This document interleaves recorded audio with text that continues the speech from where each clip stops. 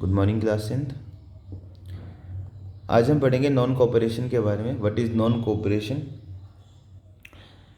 According to Gandhi ji ने book लिखी थी 1909 में, जिसका नाम था हिंद स्वराज। तो हिंद स्वराज में गांधी जी ने बताया था कि British rule was established in India with the cooperation of Indians. British अगर इंडिया में हैं तो वो इसलिए ही हैं ताकि क्योंकि इंडियन उन्हें कोऑपरेट कर रहे हैं, and had survived only because of this cooperation. और वो सर्वाइव कर रहे हैं इंडिया में क्योंकि इंडियंस उन्हें सपोर्ट कर रहे हैं। If Indian refuse to cooperate, अगर इंडियंस कोऑपरेट ना करे, रिफ्यूज़ कर दे कोऑपरेट करने से, British rule in India would collapse within a year and swaraj would come. और तो एक साल के अंदर अंदर अगर इंडियंस ब्रिटिशर्स को कोऑपरेट करना छोड़ दें तो एक साल के अंदर अंदर स्वराज आ जाएगा। स्वराज का मतलब होता है स्वयं का राज, जहाँ अपना राज होता है। How would non cooperation become a movement? Gandhi ji propose that movement should unfold in stages. It should begin with the surrender of title that the government awarded and a boycott of civil services, army, police, courts and legislative council. तो अब non cooperation movement को start कैसे किया जाए? तो गांधी जी ने इसके लिए एक सॉल्यूशन दिया कि नॉन कोऑपरेशन मूवमेंट को हम स्टेजेस में अनफोल्ड करेंगे। सबसे पहले क्या होगा, गवर्नमेंट के अवार्ड जो हैं, जितने भी गवर्नमेंट के अवार्ड्स हैं वो वापस टाइटल्स जो हैं वो सरेंडर कर दिए जाएंगे। Civil services, army, police, court, legislature, schools and foreign goods. School भी नहीं जाया जाएगा, बच्चों ने स्कूल जाना छोड़ दिया, अपनी जॉब छोड़ दी क्योंकि कोऑपरेट नहीं करना था। Then in case of government use repression, a full civil disobedience campaign would be launched. और अगर गवर्नमेंट कुछ एक्शन लेती है तो उसके बाद full civil disobedience campaign start करना है। Through the summer of 1920 Mahatma Gandhi and Shaukat Ali toured extensively mobilizing popular support of for the movement. 1909 से 1920 तक महात्मा गांधी, शौकत अली, 1920 में, समर 1920 में महात्मा गांधी, शौकत अली ये इंडिया के अलग अलग पार्ट में गए ताकि लोगों से सपोर्ट गेन कर सकें। Many within the Congress were however concerned about the proposals, they were reluctant to boycott the council election scheduled for November 1920। लेकिन कांग्रेस जो थी वो उसके फेवर में नहीं थी क्योंकि 1920 में नवंबर में इलेक्शन होने थे, council elections.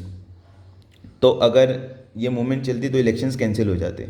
And they fear that the movement might lead to popular violence. और मूवमेंट से वायलेंस भी हो सकती थी। In the months between September and December there was an intense tussle within the Congress.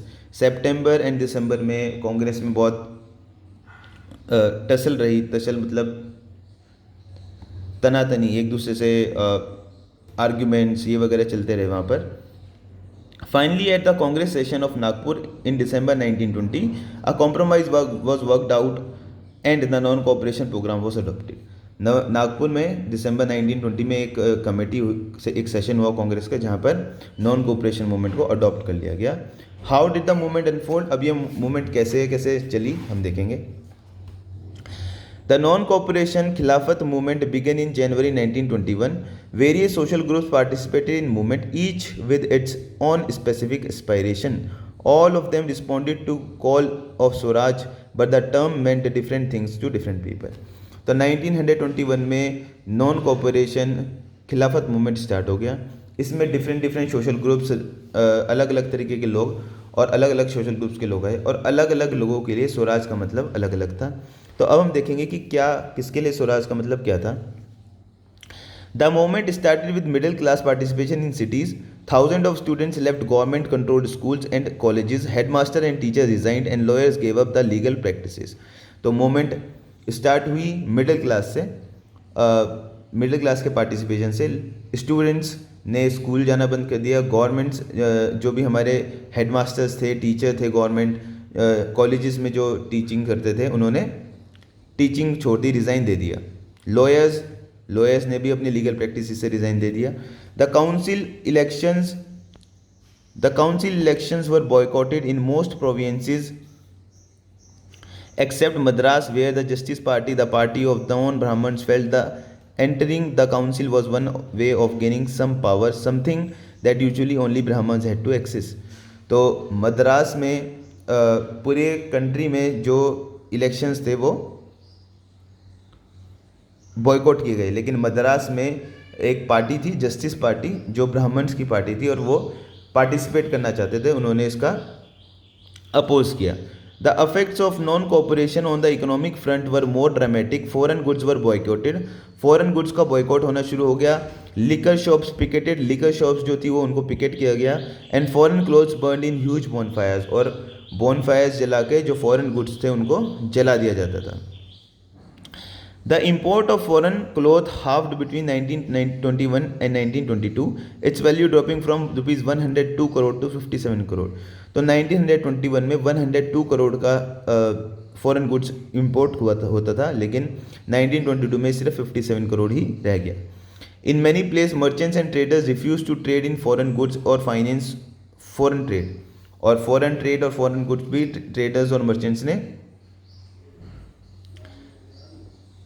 बंद कर दिया उनमें ट्रेड करना। But this movement in the cities gradually slow down for a variety of reason, लेकिन सिटीज़ में ये movement successful नहीं रही, क्योंकि khadi cloth was often more expensive. Khadi जो हाथ से बनता था, खादी का कपड़ा, इसलिए वो एक्सपेंसिव होता था। तो ज़्यादा दिन तक सस्ते जो चीपर क्लोथ्स थे जो मशीन में मिल में बन के आते थे उसको अवॉइड नहीं कर सकते थे।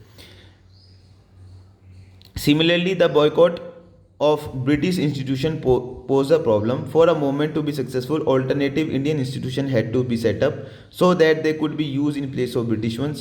These were slow to come up, so students and teachers began trekking back to government school and lawyers joined back in work government courts. और धीरे धीरे जिन्होंने अपने टाइटल छोड़ दिए थे, जिन्हें स्कूल छोड़ दिए थे, जिन्होंने अपनी जॉब छोड़ दी थी, वो अपनी जॉब्स पर वापस आ गए। अब हम ये तो हमने सिटीज़ की बात पढ़ी, अब हम पढ़ेंगे रेबेलियन इन कंट्री साइड कि गाँव में क्या इम्पैक्ट पड़ा नॉन कोऑपरेशन खिलाफत मूवमेंट का। ये हम नेक्स्ट क्लास में पढ़ेंगे। Okay, thank you class.